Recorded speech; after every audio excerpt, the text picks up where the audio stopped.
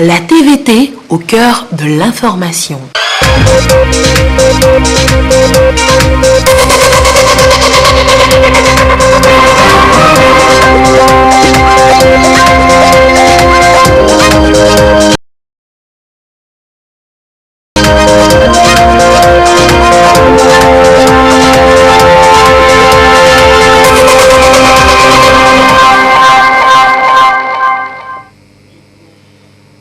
Mesdames, Messieurs, bonsoir. Il est l'heure du journal sur la télévision togolaise. Donc voici les titres. Oser venir, oser investir en Afrique. C'est l'appel lancé par le chef de l'État, Faure Sozimna Gnazingbe, ce mardi à Berlin, en Allemagne, lors du Business Forum du G20 sur l'investissement en Afrique, forum auquel il prend part aux côtés de plusieurs de ses pairs, membres du G20 Compact with Africa. Nous l'écouterons dans cette édition. Et puis, le Ghana et le Togo auront bientôt une frontière maritime. Et les discussions se poursuivent pour sa prochaine mise en place. Ceci pour garantir un climat de bon voisinage entre les deux pays. À découvrir également dans ce journal. Voilà donc pour les titres. Le sommet G20 Compact with Africa s'est ouvert ce matin à Berlin, en Allemagne.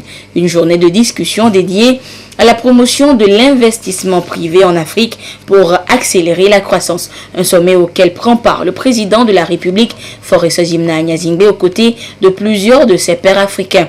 Et pour la circonstance, le chef de l'État a pris la parole pour exposer les ambitions du Togo en matière de développement. Nous l'écoutons. Excellence, Monsieur le Président Paul Kagame, Président de l'exercice de l'Union africaine, chers collègues chefs d'État, Mesdames et Messieurs les ministres, chers amis du monde des affaires allemands et africains. Je voudrais commencer en remerciant la chancelière fédérale et tout le gouvernement allemand, ainsi que Africa VRN pour l'organisation de ce Business Forum et l'invitation qui nous a été aimablement adressée à mes collègues et à moi-même. Je voudrais également souhaiter que cette initiative à laquelle je participe pour la première fois soit un rendez-vous régulier et pérenne de rencontres, d'échanges entre l'Allemagne, la République fédérale d'Allemagne et les pays du Compact with Africa. La périodicité restera à définir. Aujourd'hui, nous sommes peu nombreux. Ça peut être une rencontre annuelle, une double rencontre, donc celle-ci et celle qui aura lieu cet après-midi. Et que ce groupe, cette initiative soit dotée d'un cadre de coordination et de mécanismes de suivi. C'est toujours bien pour s'assurer que les décisions prises sont suivies des faits. Pour revenir à la signature à laquelle nous venons d'assister, je suis très fier de signer avec une entreprise prestigieuse comme Siemens et surtout très fier pour mon pays puisque cet investissement viendra renforcer le bilan énergétique au Togo et renforcer les bases de notre volonté d'aller vers l'agro-industrie et l'industrie manufacturière. Je suis d'autant plus heureux que c'est une énergie qui va nous donner de l'électricité à un coût très compétitif, une énergie propre, donc respectueuse de l'environnement, avec une technologie moderne, celle du cycle combiné, en utilisant le gaz que nous importons du Nigeria. Donc ça favorise également l'intégration. Ensuite, je suis heureux parce que c'est un projet non seulement germano-togolais, mais qui inclut d'autres pays européens, comme l'a si bien dit le PDG des Siemens, avec nos amis français et nos amis espagnols. Et enfin, notre motif de satisfaction, c'est que le financement est assuré par des banques africaines, une banque sous-régionale, la Banque ouest africaine de développement, et une banque commerciale de l'Afrique de l'Ouest. Et si cela a été fait, nous l'avons fait en monnaie locale et sans garantie souveraine, ce qui aujourd'hui peut paraître comme la quadrature du cercle, mais cela a été fait. Ce qui a favorisé cela, ce sont les réformes que nous avons mises en œuvre pour améliorer le climat des affaires et attirer l'investissement étranger. Hier, ça paraissait impossible. Aujourd'hui, ça a été fait au Togo. Et je lance un appel aux autres investisseurs africains. La perception du risque sur notre continent est souvent différente de la réalité. Osez venir, osez investir en Afrique. Je vous remercie.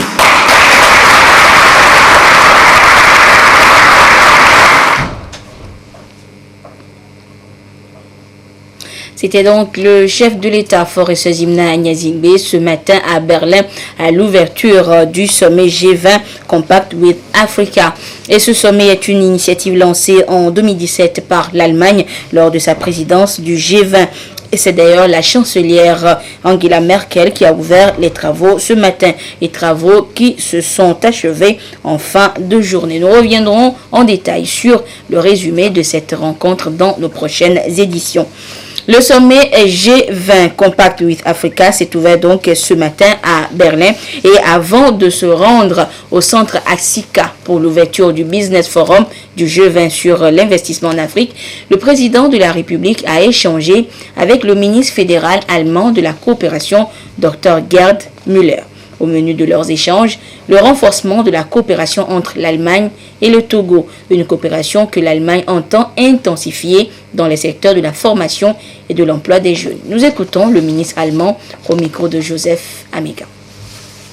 Es geht die Vertiefung der Freundschaft und der et l'Allemagne sont reliés par des relations de longue date. Il s'agit, et par une amitié de longue date, il s'agit de relations économiques et politiques et nous entendons approfondir ces relations à travers des investissements au Togo. Dans ce contexte, l'Allemagne va investir notamment en la formation de jeunes au Togo. Il s'agira de formation initiale et continue. Et nous allons attirer et intéresser à la fois des entreprises allemandes pour investir au Togo, pour y créer des emplois, notamment pour les jeunes. Et en seconde audience, le chef de l'État a reçu, toujours à Berlin, le président directeur général du groupe Siemens, Joe Kaiser. Leurs discussions ont porté sur la formation de la jeunesse togolaise, toujours, et l'automatisation du territoire national. Monsieur Kaiser nous en dit plus, toujours au micro de Joseph Amiga. It was a very good meeting with the President and his staff. We agreed upon a collaboration and cooperation in the areas of electrification. Nous avons parlé de la partie électrification et automatisation. Nous avons parlé aussi de l'éducation des jeunes au Togo et que c'était important pour l'expansion de la société. Oui, ce thème a été abordé, comment on peut aider l'électrification et l'automatisation au Togo et qu'on peut alors avoir aussi des réseaux plus résilients sur le territoire togo. We also looked into the areas of mobility and how we can work together to strengthen training and education in the country. Le président de la République, Faure Sezimna Nyazingbe, et les présidents des autres États africains membres du G20 Compact with Africa étaient hier au palais présidentiel allemand. Le président fédéral allemand, Frank-Walter Steinmeier, a salué la vitalité de la coopération entre l'Allemagne et le Togo en particulier et avec les autres pays africains présents à Berlin pour cette conférence de haut niveau. Joseph Amigan nous en parle. L'objectif du Compact with Africa est de créer un espace propice aux affaires. Les chefs d'État africains, dont le président de la République Faure Sezimna Nyazingbe, présents à Berlin, en Allemagne, pour cette conférence de haut niveau, auront à définir les contours d'une nouvelle collaboration économique. Le chef de l'État Faure Nyazingbe, accueilli ici par le président de la République fédérale d'Allemagne, Frank-Walter Steinmeier, a eu droit à tous les honneurs dus à son rang. Le président de la République Faure Nyazingbe a une fois encore immortalisé l'excellence, la qualité des relations qui lient l'Allemagne et le Togo. Au palais Bellevue, le président Frank-Walter Steinmeier et les autres dirigeants africains qui bénéficient de ce programme ont réaffirmé leur engagement à poursuivre les efforts pour un développement durable de leurs pays respectifs. Compact with Africa, où l'art de séduire les investisseurs va donc permettre aux pays africains, membres d'améliorer, de renforcer leurs capacités, car le cadre est assaini. Ces pays pourront ainsi tirer des investissements privés et ces investissements viendront concomitamment avec les investissements des bailleurs multilatéraux que sont la Banque mondiale, le Fonds monétaire international et l'Union européenne. Et sur le plan national, ce matin, à la primature, le Premier ministre Komi Selom Klasso a reçu en audience le chef division gestion des subventions au Fonds mondial de lutte contre le VIH-Sida, la tuberculose et le paludisme. Mark Eddington est allé échanger avec le chef du gouvernement sur l'évolution du partenariat entre le Togo et le Fonds mondial dans le domaine de la santé. Partenariat qui va sans cesse croissant. Nous écoutons M. Eddington à la fin de cette rencontre avec le Premier ministre au micro de Clarisse Atikle. Alors, on avait une très bonne réunion avec Monsieur le Premier ministre. On a discuté surtout la lutte contre les 3 maladies, alors le VIH-Sida, la tuberculose et le paludisme, ici au Togo. Alors, le Fonds mondial contre les 3 maladies a investi, jusqu'à maintenant, on a décaissé environ 250 millions de dollars ici au Togo, avec les subventions pour les 3 maladies. On a vu des bons résultats sur le terrain.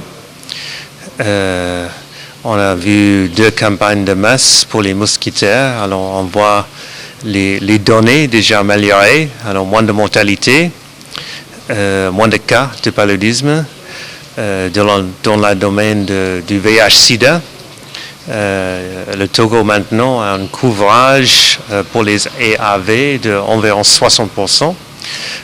On souhaite bien que ça peut continuer à augmenter avec le bon travail du ministère de la Santé. On a bien sûr discuté les fonds de contrepartie du gouvernement togolais, qui doivent continuer à monter doucement avec les subventions du Fonds mondial. Mais surtout, on avait une conversation très bien avec Monsieur le Premier ministre qui est très engagé dans le domaine dans le secteur de santé. Je crois bien que la bonne collaboration entre le Fonds mondial et le Togo dans le domaine de santé va continuer. La persistance de certaines violences basées sur le genre, aussi verbales, psychologiques, physiques soit-elle, amène les organisations non gouvernementales et l'État à penser aux meilleures stratégies à adopter en vue d'impliquer toutes les composantes de la société dans cette lutte. Et le projet Implication des hommes et garçons dans les politiques et programmes de santé sexuelle et reproductive et de lutte contre les violences basées sur le genre au Togo est porté par le groupe de réflexion et d'action Femmes, Démocratie et Développement GF2D. Et ce matin, le groupe a convié pour 2 jours de réflexion sur la problématique tous les acteurs et ministères impliqués dans les questions de la santé sexuelle et violences basées sur le genre. Les précisions avec Augustin Kossi.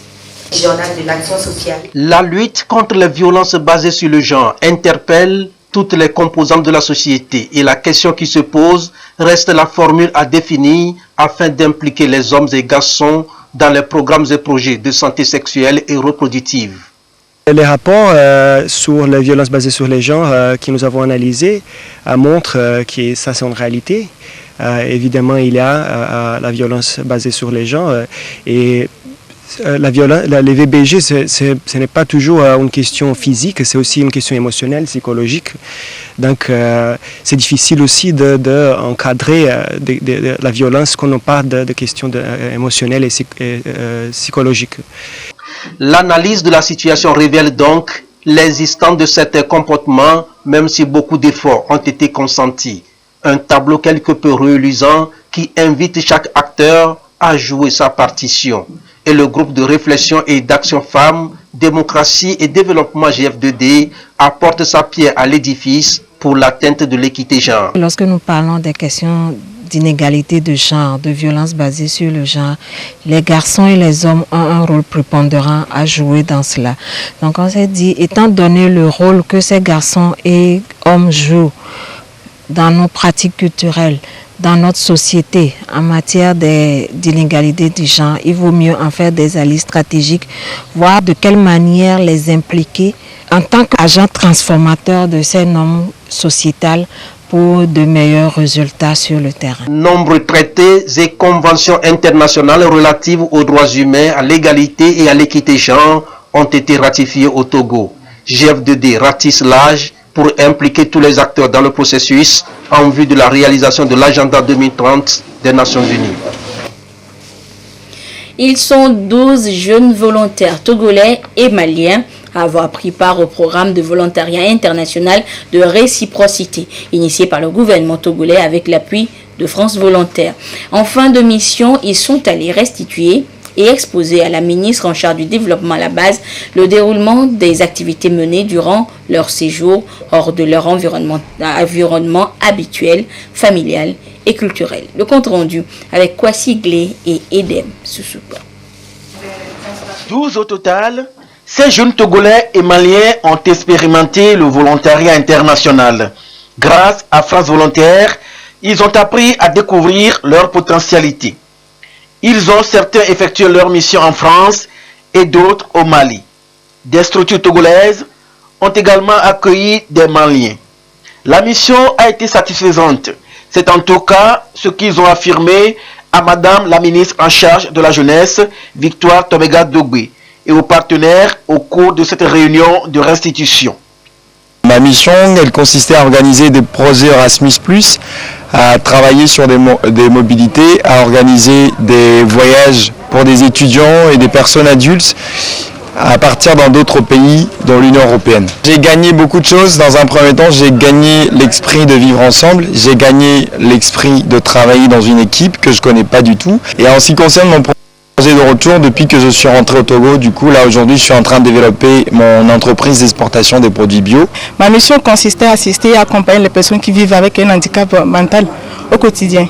Et durant les 9 mois de mission que j'ai fait en France, et je l'ai trouvé franchement très magnifique parce que c'est carrément un autre monde, je peux dire. Et parce que ici au Togo, en Afrique, nous avons beaucoup de handicapés mentaux qui se promènent dans les rues et nous les regardons avec un regard un peu plus discriminatoire. Alors qu'en France, c'est carrément autre chose. Avant que je n'aille en France, j'avais un projet parce que je travaille dans une association qu'on appelle Note d'espoir pour tout. Vu les expériences que j'ai acquises là-bas, je reviens dans ma mission et je commence à déjà travailler dans mon association. Et actuellement, je suis en mission à Tado. Je suis malien, en mission à jeune volontaire pour l'environnement JVE. Donc j'étais assistant à la coordination, chargé de ces représentations nationales francophones. La mission consistait à de coordonner les activités entre cette coordination et les représentations nationales à travers l'élaboration des newsletters, collecte d'informations auprès de ces représentations nationales. J'ai été volontaire international à Bamako, dans l'agence, dans une ONG à Défine, association d'entraide pour le développement intellectuel de la femme malienne. Donc au cours de ces 1 an, on a mis à la disposition de notre structure d'accueil nos compétences et en retour, on a acquis des expériences, notamment en termes de plaidoyer, en termes de mise en place des procédures de délégation de pouvoir, en termes de rédaction de manuels et de projets de communication. Et mon travail consistait vraiment à mettre en place des pressbooks qui relatent toutes les activités qui ont trait aux procédures électorales. Ce programme de volontariat international de réciprocité est donc un outil d'insertion socio-professionnelle et de développement. Un espace créé pour l'épanouissement de la jeunesse.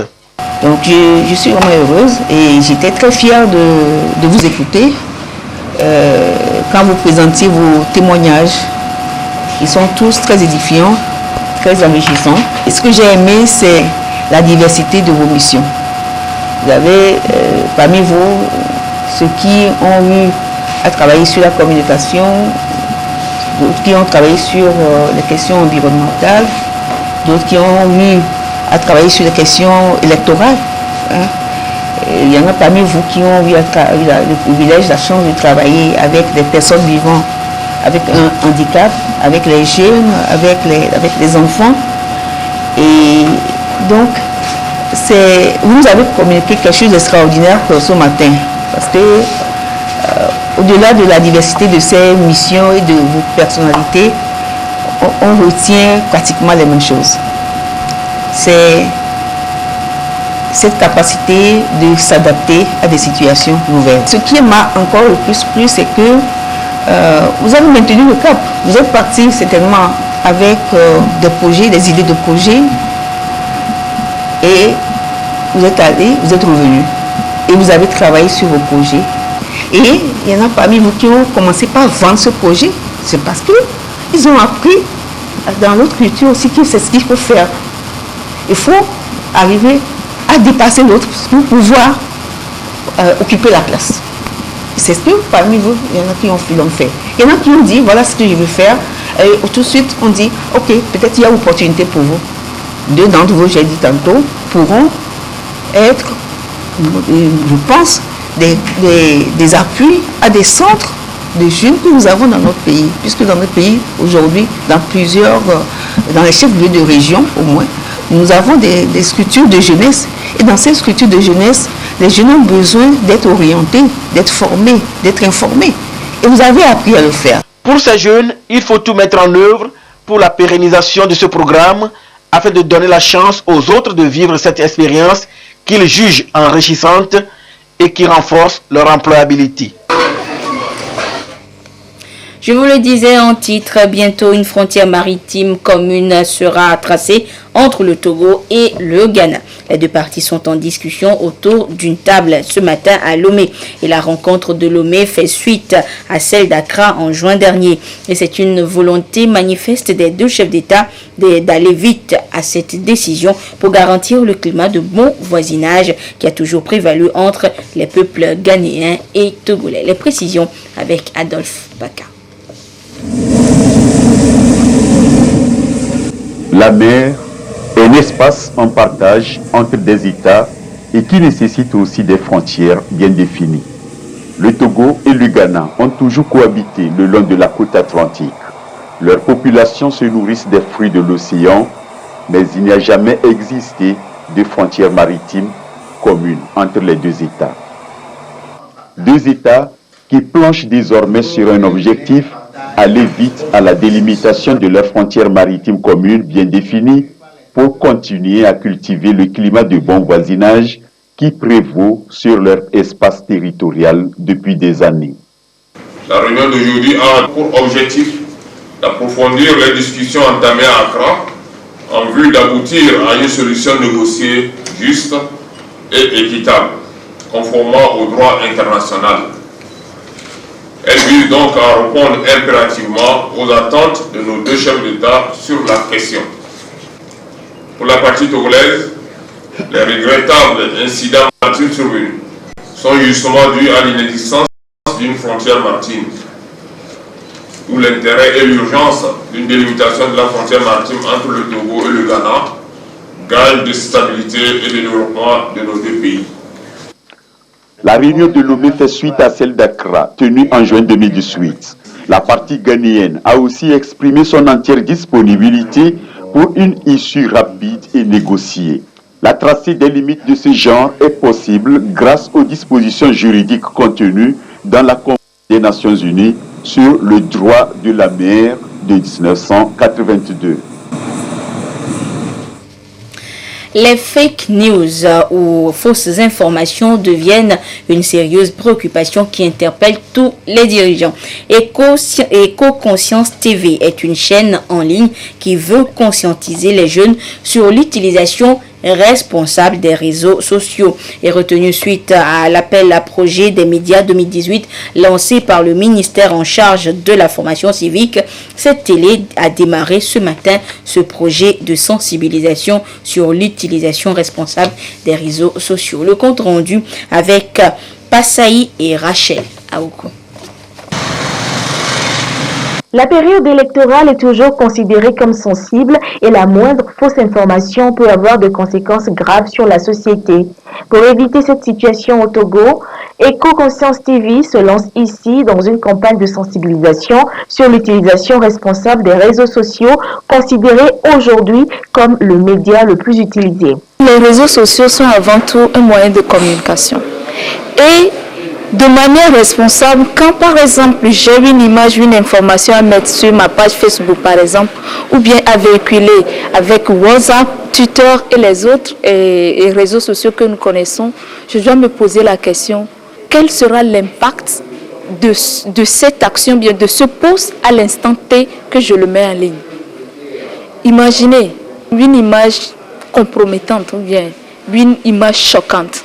Ce que cette image va provoquer quand les autres vont voir. Et puis ça part très vite avec ce phénomène de hashtag Mime Tchatcha. Porte à porte, visite dans les établissements scolaires, chaque couche sociale sera touchée sur l'ensemble du pays afin d'attirer l'attention sur comment détecter les fausses informations, les nouvelles intrusives et trompeuses. Notre cible sont les jeunes membres responsables des partis politiques. Nous allons aussi aller vers les élèves et les étudiants. Notre première action, ce sera dans la préfecture de Vaud où nous allons parler avec les jeunes. Ce projet est financé par le ministère de la Communication, de la Culture, des Sports et de la Formation civique qui œuvre pour une société togolaise plus citoyenne et responsable.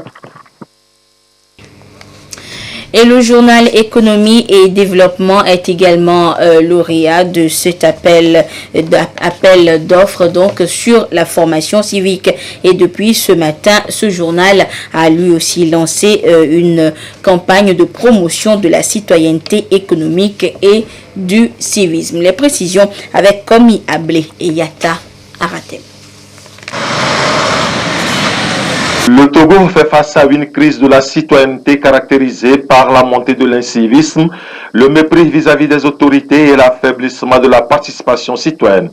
Une crise qui affecte l'économie et interpelle les médias sur leur rôle, celui de véhiculer des informations sur la citoyenneté économique. On parle de citoyenneté économique en faisant référence à tous les éléments dont les citoyens ont besoin pour participer à l'émergence économique au Togo. Plusieurs fois, nous avons eu à dénoncer la corruption, les mauvais comportements, l'insécurité routière, mais précisément nous sommes basés sur la corruption. Le Togo dispose d'une politique nationale de formation civique et d'éducation à la citoyenneté. Sa mise en œuvre implique plusieurs acteurs, dont ceux relevant du secteur des médias. Que les médias soient plus impliqués dans le civisme, très important. Nous pensons que à travers cette table ronde, la chefferie traditionnelle et les médias peuvent s'associer ensemble pour lutter contre la corruption au Togo. Nous voulons avoir plus dans nos organes des rubriques consacrées au civisme. Conscient qu'aucun pays ne peut se développer sans une base solide de citoyenneté, le gouvernement entend ainsi faire des médias des canaux privilégiés de diffusion des valeurs citoyennes. Et pour cette année 2018, 15 médias dont le journal Économie et Environnement ont été primés pour la pertinence de leurs projets dans le cadre de la promotion de la citoyenneté et du civisme. On revient une fois encore à l'actualité du côté de Berlin en Allemagne avec l'ouverture ce matin du sommet G20 Compact with Africa, un sommet auquel prend part le chef de l'État Faure Essozimna Gnassingbé aux côtés de plusieurs de ses pairs. Et ce sommet est une initiative lancée par l'Allemagne depuis 2017 lors de sa présidence du G20. Et c'est d'ailleurs la chancelière allemande Angela Merkel qui a officiellement ouvert les travaux ce matin. Le résumé de ces travaux justement avec notre envoyé spécial à Berlin, Joseph Amega. À l'honneur ce jour à l'ouverture des travaux du Business Forum du G20 sur l'investissement en Afrique, Compact with Africa, le Togo. Tout le mérite a été rendu au Togo pour ses efforts, lesquels ont permis à ce pays d'être désormais membre du Compact with Africa. Un programme qui met l'accent sur l'investissement dans les projets phares destinés à soutenir la transformation économique. À cette rencontre de haut niveau, la chancelière allemande Angela Merkel a relevé les atouts que représente le continent africain pour son développement. La chancelière a réitéré l'engagement de son pays à accompagner l'Afrique à travers ses projets et programmes de développement. Les différents chefs d'État présents à ce sommet ont mis l'accent sur l'investissement étranger afin de construire une Afrique débarrassée des incertitudes et de la pauvreté. Pour l'occasion, le président de la République Faure Essozimo Gnassingbé a salué le programme Compact with Africa du G20, une initiative de la chancelière allemande Angela Merkel. Le chef de l'État a apprécié à sa juste valeur l'investissement dont bénéficie le Togo dans la construction d'une centrale électrique de 105 MW. Pour le président de la République, cet investissement, fruit de la coopération germano-togolaise appuyée par la société Siemens et de l'Espagne, va ouvrir de belles perspectives agro-industrielles pour le Togo. Et c'est dans cette logique qu'un accord est intervenu entre le Togo, la société TSK de l'Espagne et Iranov. Un accord qui s'insère dans le Compact with Africa du G20 dont est membre aujourd'hui le Togo. Et ce, grâce à ces réformes économiques courageuses appréciées ici par les partenaires multilatéraux. En page nationale, dans l'actualité politique, les responsables du parti Union des forces de changement UFC étaient face à la presse ce jour. Une sortie médiatique pour réaffirmer son statut de parti d'opposition parlementaire inscrit dans une dynamique d'alternance pacifique au Togo. Avec les journalistes, les responsables du parti ont échangé sur la situation politique actuelle dans notre pays, notamment la question de la place de ce parti à la CENI, mais aussi sa participation ou non aux prochaines échéances électorales. Le compte rendu de cette conférence de presse avec Félix Semdacha. L'UFC se veut un parti politique. C'est un parti d'opposition et comme tel, face à certaines situations, notamment l'actualité politique dans le pays, il se doit de se prononcer pour éclairer ses militants et donner son point de vue pour situer l'opinion nationale et internationale. Exercice auquel s'est livré l'Union des forces de changement, UFC, parti de l'opposant togolais Gilles Christ Olympio. Pour le faire, la cible est toute choisie pour faire passer le message, les médias. On s'oriente vers des élections et l'UFC a dit pourquoi elle appelle justement à ces élections-là. L'attitude de l'UFC, c'est une résultante de la cohérence et de la constance qui ont toujours caractérisé ses positions. Donc ça s'inscrit dans la droite ligne d'une certaine cohérence. On ne peut pas vouloir quelque chose et son contraire. C'est pour ça que nous avons lancé un appel pour la population pour aller se faire enrôler. Nous sommes en démocratie. Si nous voulons avoir raison, il faudrait que nous puissions au moins exprimer nos suffrages. Si nous n'exprimons pas nos suffrages, nous risquons de commettre la même erreur qu'en 2002 où des réformes ont été faites de manière unilatérale. Donc, de grâce, ne commettons pas les mêmes erreurs. C'est dit, le parti UFC prendra part aux prochaines échéances électorales, tout en exhortant les acteurs politiques du pays à la modération ainsi qu'au respect des différences. Les responsables de ce parti d'opposition ont tenu à saluer les efforts des chefs d'État de la sous-région ouest-africaine et tous les partenaires engagés dans la résolution de la crise sociopolitique togolaise et exhorter ceux-ci à poursuivre ces efforts pour une sortie de crise définitive au Togo. Et c'est parti pour la 3e édition du marché du bien-être et de la santé, en abrégé MABEST. Cet événement consacré à la promotion de la santé se tiendra du 4 au 10 mars 2019 sur le terrain de Tochi à Lomé et axé sur la prévention. Ce rendez-vous sanitaire aura le mérite de permettre de prodiguer des conseils alimentaires et hygiéniques utiles à tous ceux qui feront le déplacement du terrain de Tochi. Les précisions avec Luc Assis. La 3e édition du marché du bien-être de la santé MABEST annonce ses couleurs. Ce concept qui promeut la santé pour tous, informe et éduque sur les pratiques alimentaires et sanitaires adéquates à adopter. Cette édition met en avant la prévention et le traitement intelligent. Elle verra la participation de divers experts et professionnels de la santé pour des conseils et des dépistages gratuits. Une manière pour aider les couches socio-économiques et professionnelles du pays à lutter efficacement contre les maladies et à remporter le pari d'une bonne santé. Nous voulons aller vers les communautés. C'est ce pourquoi une des activités les plus importantes de cette édition, nous allons visiter 12 localités au Togo où nous allons faire des dépistages d'hypertension, de diabète, de poids, donner des conseils nutritionnels, parler d'un certain nombre de thématiques sur la santé. Chaque individu doit être intelligent par rapport à sa santé. Être intelligent, c'est faire quoi? C'est s'inscrire dans la prévention. Si vous avez un profil normal, vous n'êtes pas un malade, le médecin vous diagnostique normal, un patient ou bien une personne saine, vous devez demeurer sur ce profil-là. Et n'allez pas vers la maladie. Maintenant, si vous êtes malade, vous ne devez pas aller vers les complications. Mais avant de ne pas tomber malade ou bien de ne pas aller vers les complications, il faut un certain nombre de pratiques, il faut un certain nombre de conseils à mettre en pratique. Une cinquantaine de structures sont attendues à Mabest pour des expositions de produits, aliments et pratiques à haut impact sur la santé.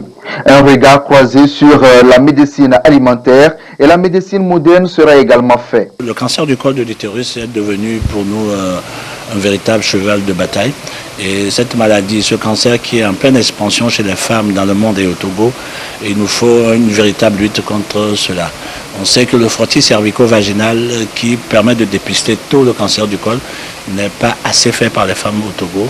Peut-être l'information n'est pas suffisante, peut-être la compréhension de la maladie et de ses modes de transmission et de prévention n'est pas assez suffisante. Il nous faudra insister encore sur le cancer du col.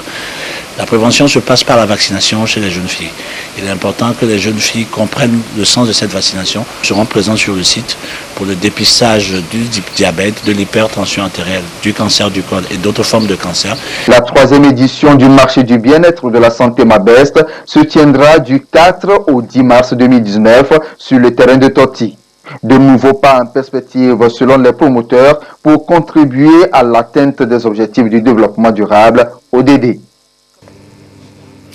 Et ainsi se referme cette édition. Merci de votre fidélité à la télévision togolaise et merci à tous ceux qui nous ont suivis du côté du Mali. Excellente suite de nos programmes. Au revoir.